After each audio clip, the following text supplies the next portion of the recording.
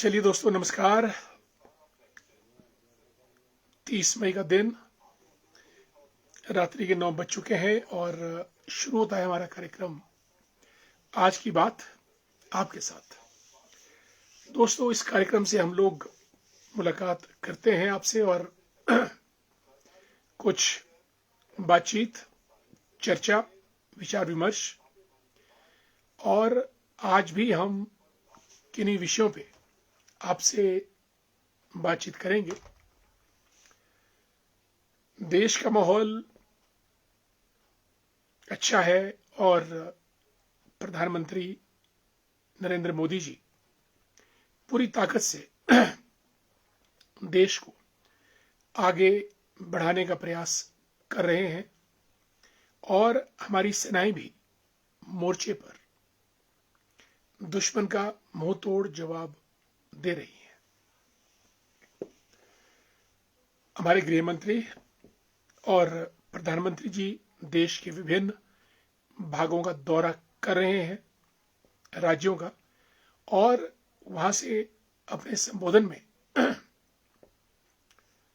Statements issue कर रहे हैं, जिसमें एक स्टेटमेंट ये भी आई कि ऑपरेशन सिंदूर अभी थमा नहीं और अगर कहीं से भी टेररिज्म अपना सर उठाता है तो उसको कुचल दिया जाएगा।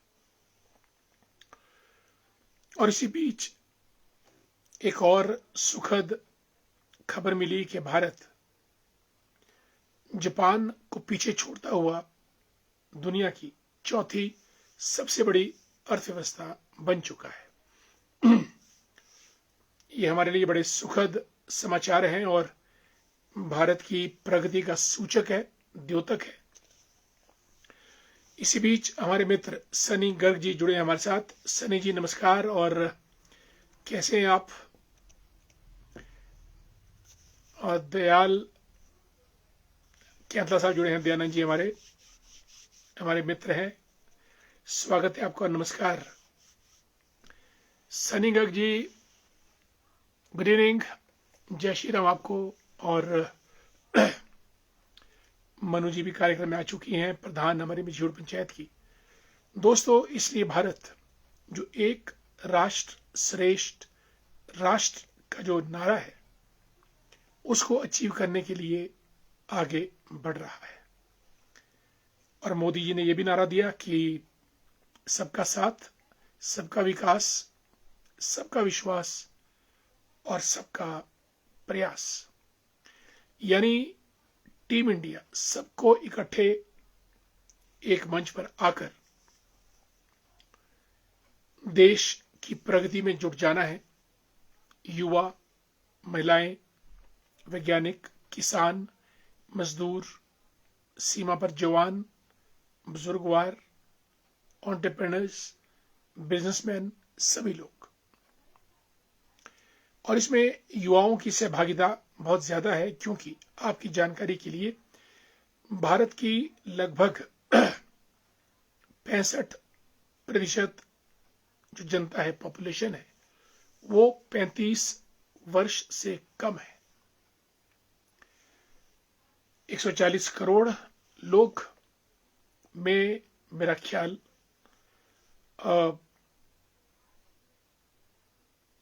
80 से 85 करोड़ युवा हैं, बल्कि 90 करोड़ तक जाएंगे।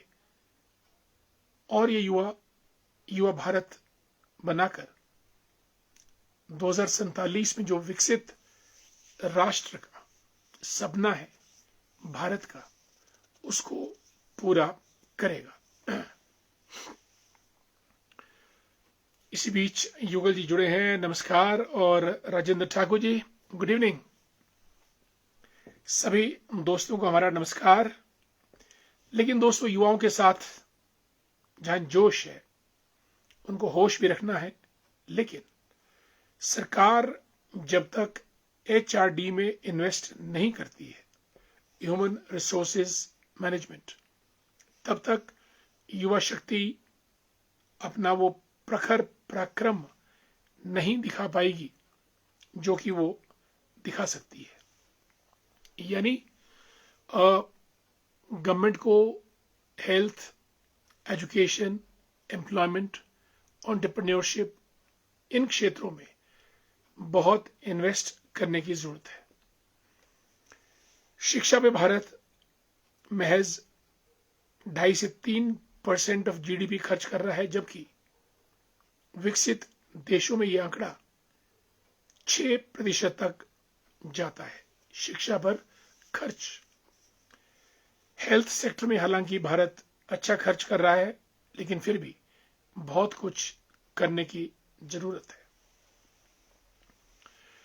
भारत में विश्वविद्यालयों की संख्या प्राइवेट और सरकारी दोनों को मिलाकर तकरीबन 800 तक जाती है, 850 तक, जबकि जापान में यूनिवर्सिटीज की संख्या 4000, अमेरिका में 3500।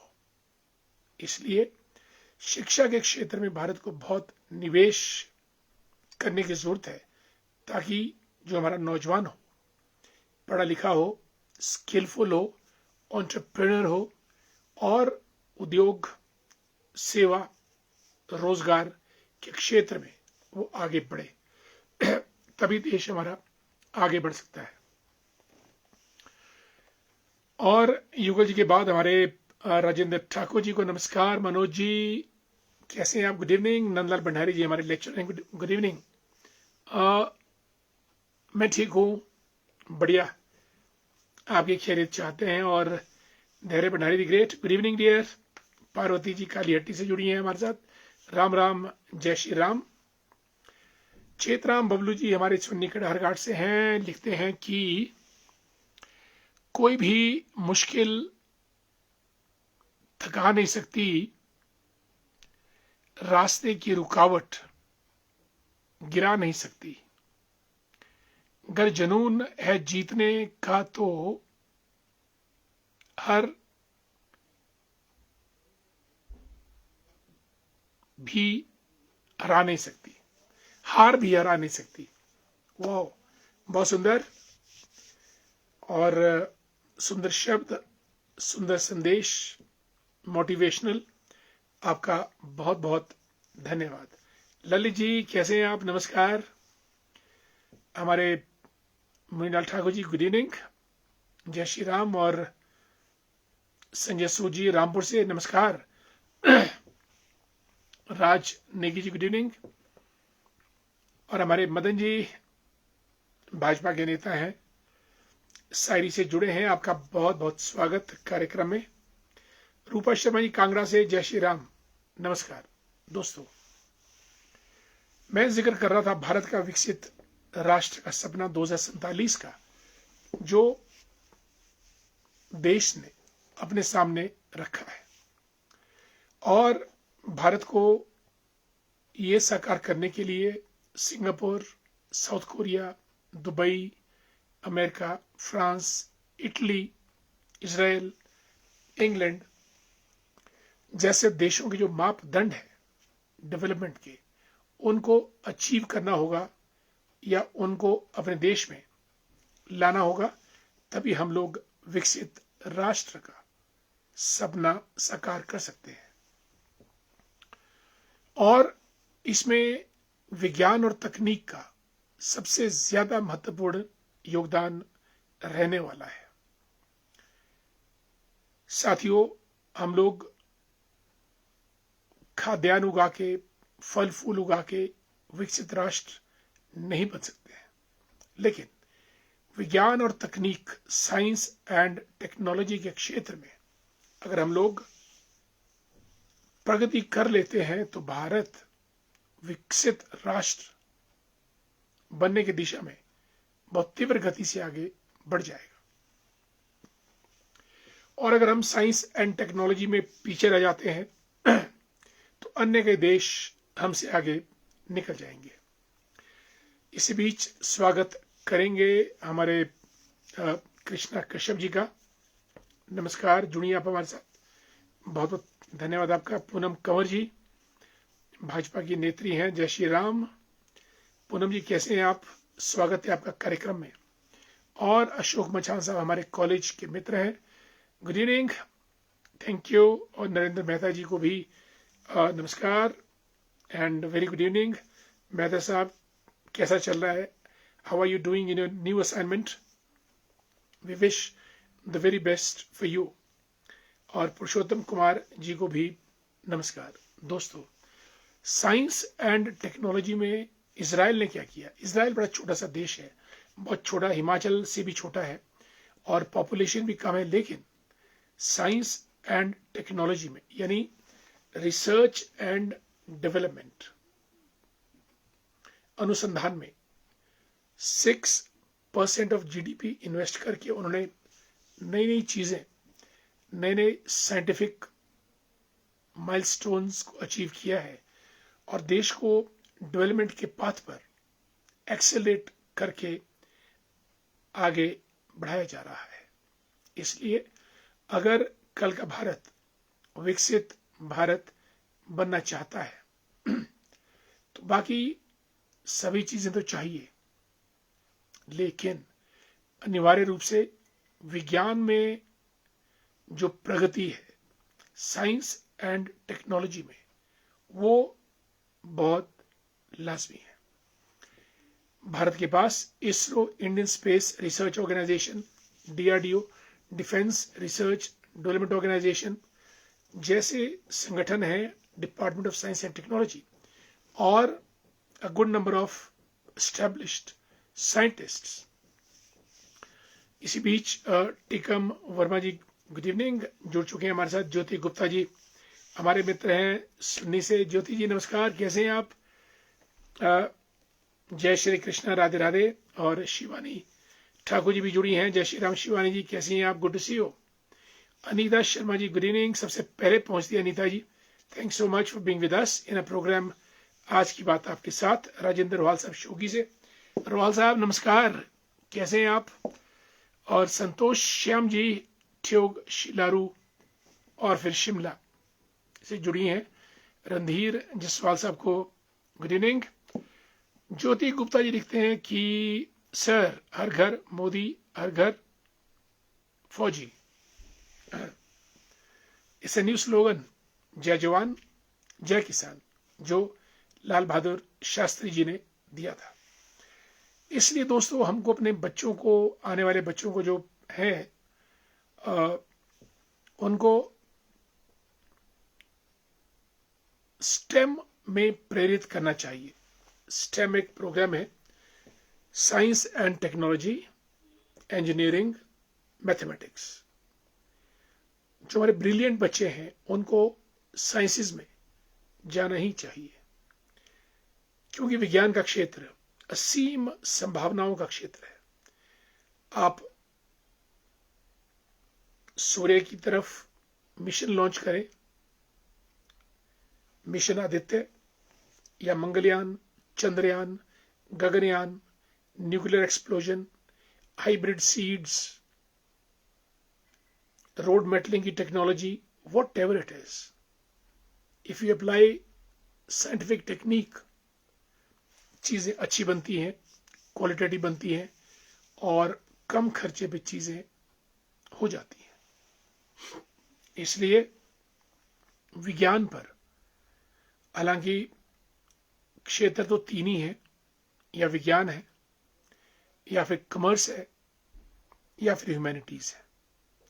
ह्यूमैनिटीज मानव जीवन के आचार, विचार, व्यवहार, इतिहास से संबंधित।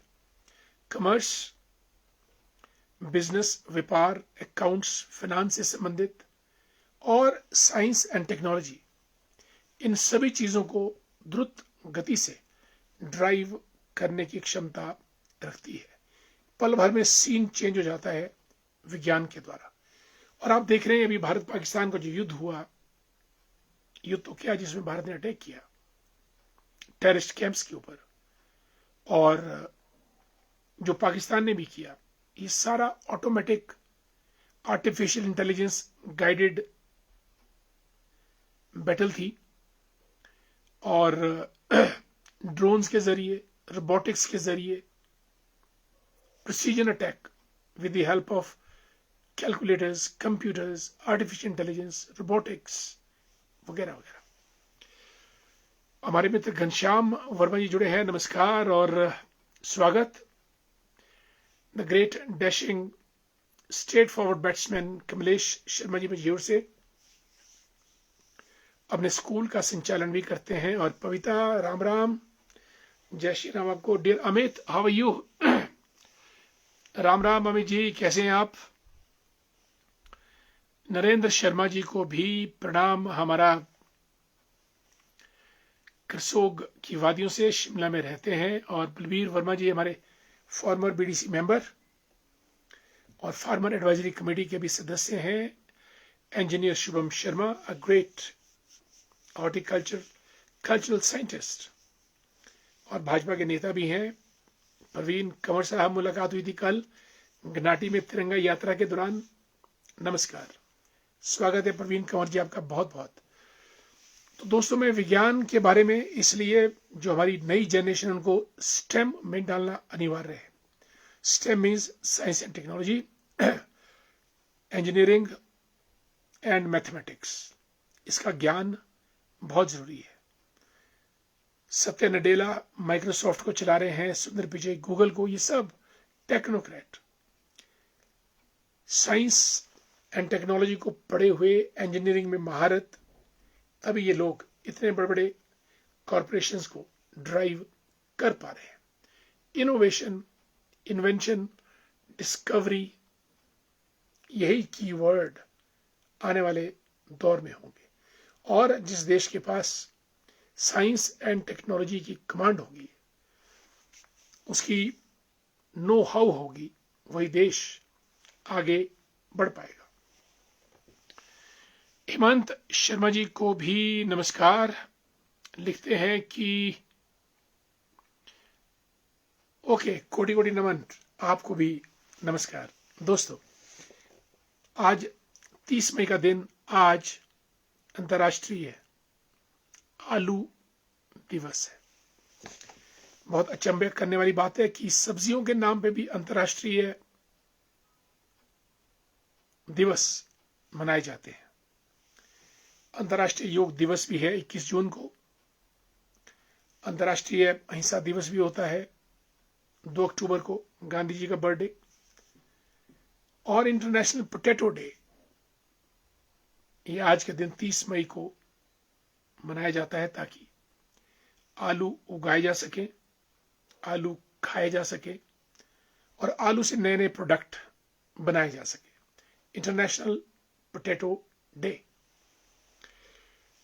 और हिमाचल में तो हर जगह आलू तकरीबन उगाया जाता है। और कई हमारी कुफरी ज्योति के नाम से जो किस्में हैं आलू की, वो पूरे भारत में प्रसिद्ध हैं। और लाहौल स्पीति का आलू बहुत क्वालिटेटिव है। वहाँ पे LPS, लाहौल पोटैटो सोसाइटी, बहुत पॉपुलर है, बहुत मशहूर है। और जो लाहौल स्पीति का जो आलू है, उससे स्टार्च वगैरह बहुत अच्छी क्वालिटी का बनता है, स्टार्च। ठियोग क्षेत्र भी आलू उत्पादन के लिए बहुत मशहूर है और वहां तो ग्राउंड का नाम ही पोटैटो ग्राउंड रखा गया है। और लालू प्रसाद यादव ने तो एक बार नारा दिया था कि जब तक रहेगा समोसे में आलू और जंगल में भालू, तब तक रहेगा राजनीति में लालू, यानी लालू प्रसाद यादव। और कोई सब्जी ऐसी नहीं जिसमें आलू ना पड़े, आलू के बिना बात नहीं बनती है। पोटैटोज एंड टमेटोज, आलू और टमाटर, ये दो चीजें जबरदस्त कॉम्बिनेशन के साथ चलती है। तो आइए आज इंटरनेशनल पोटैटो डे के अवसर पर हम लोग आलू उगाएं, आलू खाएं और आलू से। और राहुल गांधी ने कहा था कि ऐसी मशीन ईजाद करो ताकि एक तरफ से आलू डालें और दूसरी तरफ से सोना निकले। ये बड़ा मशहूर किस्सा उनका चलता है। और काजल, गुड इवनिंग। जगत राम जी को नमस्कार। दोस्तों, आप लोग हर रोज हमारे कार्यक्रम में हमारे साथ जुड़ते हैं और हम लोग भिन्न भिन्न विषयों पे आपसे बातचीत करते हैं और अच्छा लगता है। आपके दीदार होते हैं और आपके विचार भी हम तक पहुंचते हैं। मनोज ठाकुर लिखते हैं कि Una district has emerged as potato grower. Wonderful. Una, कमाल की बात है।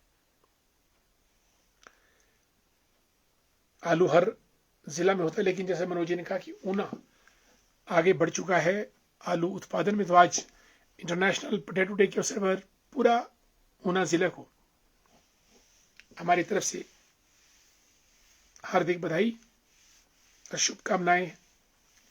ज्यादा से ज्यादा आलू का उत्पादन हो सके। दीवान जी नमस्कार, कैसे हैं आप? दीदार भी हो गए हैं और विचार तो आपके हम तक पहुंचाते हैं। SS टेगोर जी, सूर्यवंशी जी, जय श्री राम नमस्कार। और धर्मेंद्र बाली जी को भी हमारा प्यार भरा नमस्कार। साथियों, आज हमने इंटरनेशनल पोटैटो डे की बात की और भारत के विकास में साइंस एंड टेक्नोलॉजी का बहुत बड़ा योगदान। भारत के वैज्ञानिक बहुत जबरदस्त हैं। डॉक्टर होमी जहांगीर भाभा, APJ कलाम और रामानुजन से लेकर वराहमिहिर से लेकर आर्यभट्ट से लेकर भास्कर गणितज्ञ से लेकर और आज JC बोस, सुब्रमण्यम और नोबेल लॉरिएट भी हुए हैं। सभी वैज्ञानिकों ने, विक्रम साराभाई, सतीश धवन, इन वैज्ञानिकों ने अपने हुनर से, अपने दम से पूरे देश में विज्ञान की अलग जगाई और देश को आगे बढ़ाने में कामयाबी हासिल की। MS स्वामीनाथन, जिन्होंने ग्रीन रेवोल्यूशन लाया, गेहूं की ऐसी किस्म तैयार की जिसका उत्पादन बहुत ज्यादा होता था, MS स्वामीनाथन। और ये लोग जबरदस्त साइंटिस्ट थे जिन्होंने अपने अपने क्षेत्र में नई नई चीजों को इजाद करके देश को आगे बढ़ाया। और आज हम लोग इसी विषय में बात कर रहे हैं कि वैज्ञानिक ही देश को आगे ले जा सकते हैं। इसलिए देश को आगे बढ़ाने के लिए विज्ञान और तकनीक पर फोकस देश को करना चाहिए और जो आने वाली जनरेशन है उनको भी विज्ञान की तरफ प्रेरित करना चाहिए। विज्ञान और फिर उसके बाद कॉमर्स और उसके बाद ह्यूमैनिटीज। हालांकि तीनों बराबर हैं, लेकिन इकोनॉमी को गति देने के लिए मैं समझता हूं कि साइंस एंड टेक्नोलॉजी पर फोकस लाजमी है। This is of primary importance. Manoj ji लिखते हैं कि we should remember S Swaminathan. बिल्कुल, मैंने बोला है आज, अदरवाइज भारत में तो अकाल पड़ते थे, फैमिन्स आते थे, भूखमरी थी, क्योंकि अंग्रेजों ने हमको लूटा था। उसकी वजह से अंग्रेज यहां से रुपया, पैसा, रिसोर्सेज, फोर्सेस, हर चीज को इंग्लैंड ले गए। That's why India used to suffer famines a lot, and it is just because of the efforts of MS Swaminathan that Harit Kranti means green revolution could take place in India और Bharat food grains में self sufficient रहा। और आज भारत का food grain उत्पादन मेरा ख्याल 250-260 metric turns के हिसाब से मेरा ख्याल रहता है। और भूखमरी दूर दूर तक नहीं है, सरप्लस है, एक्सपोर्ट किया जाता है। Hats off to MS Swaminathan, hats off to APJ Kalam for developing missiles, hats off to Homi Jehangir Bhabha for working in the field of nuclear bombs, Verghese Kurien जिन्होंने दूध के क्षेत्र में जबरदस्त रेवोल्यूशन लाया, वगैरह, JC Bose and Pradhan PD Sharma ji Khadnol के लिखते हैं कि central potato research in CPRI directorate भी शिमला ही है, which is under ICAR, Indian council of agriculture research. CPRI पहले कुफरी था, अब ये बेमलोई के पास है। कुफरी में भी मेरे ख्याल इनका हेडक्वार्टर है, सेंट्रल पोटैटो रिसर्च इंस्टीट्यूट। इसी से पता चलता है कि आलू के क्षेत्र में हिमाचल का क्या स्थान रहता है।